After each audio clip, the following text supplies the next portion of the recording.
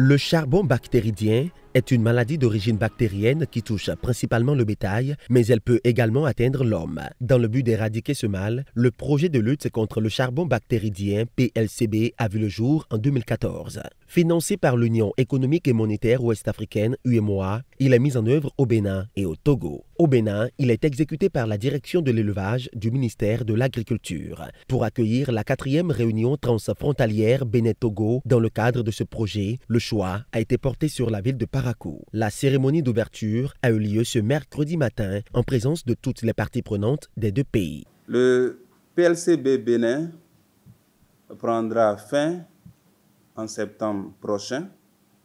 Vous constatez avec moi qu'il était donc opportun de réunir les principaux acteurs impliqués dans sa mise en œuvre afin de pouvoir faire une capitalisation des acquis du projet en termes d'innovation, en termes de bonnes pratiques, mais également faire le point des enseignements qu'on pourrait tirer de la mise en œuvre du projet dans nos deux pays.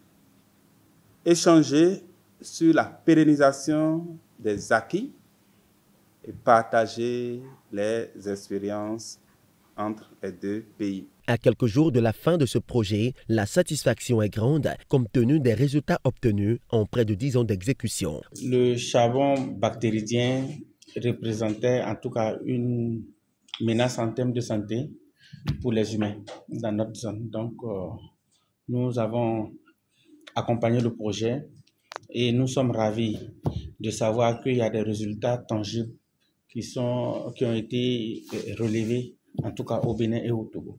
Veuillez transmettre aux plus hautes autorités du Bénin et du Togo les remerciements de la commission de l'UEMOA.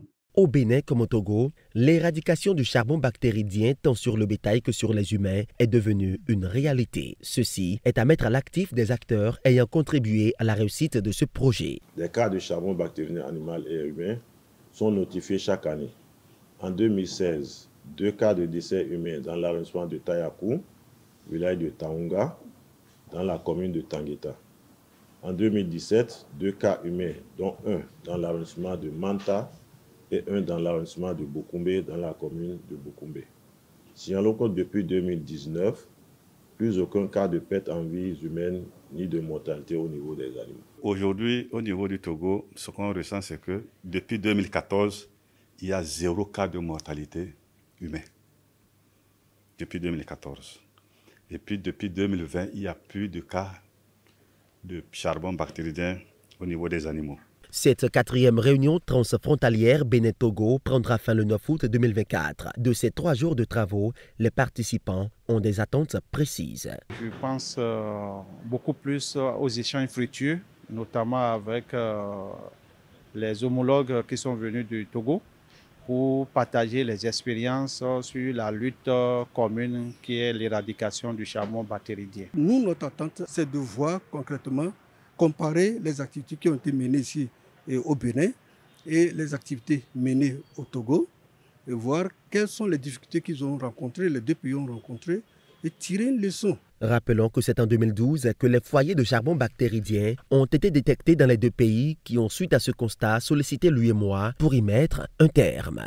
Après, il y a une 3e recommandation, assurer la pleine projet par le financement de l'activité.